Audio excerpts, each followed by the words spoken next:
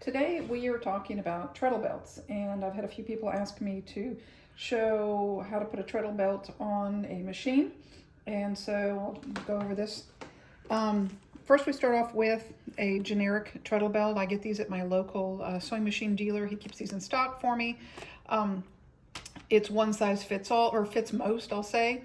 I have my pliers, I have a small finishing nail, a hammer, and a marker. To start off with, you're going to open your treadle belt, and my suggestion is to find somebody that will play tug of war and pull this treadle belt and stretch it a bit so that it doesn't stretch after you get it on the machine, and it'll keep it from slipping while you're sewing in the future and having to tighten it up. Once you have the belt stretched, you'll notice that one end actually comes with the hook here and the other end without. So what you're going to do is want to place this on your machine in the path that it would normally take so that you know where to cut to make it fit.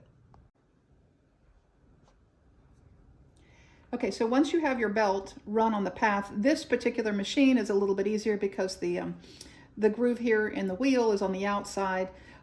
Make sure that you run it through all the guides, and sometimes there's little holes or eyes that you have to pass the belt through. Make sure it's run through all the areas that it needs to go. And then what you'll do is you'll stretch it a teeny bit, make it snug, and you'll mark where you need to cut it.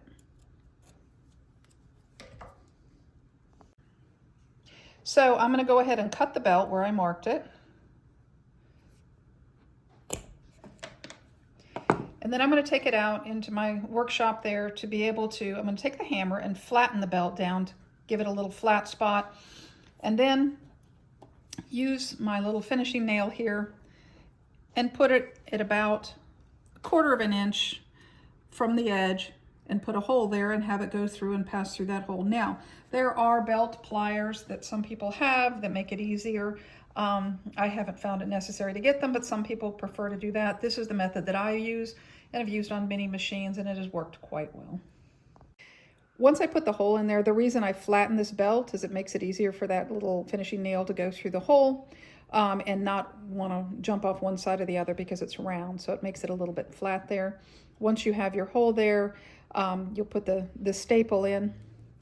And this is much easier. I've already threaded the belt path, but what I've done is I've left the belt off of the wheel to give it a little bit of play so that it's easier to put together. And so what you'll do is you'll just put the belt together there. And using pliers, you'll go ahead and close the staple to hold that belt. And then put it in place. Run it around. And then once you get your belt set on there, then you are ready to go.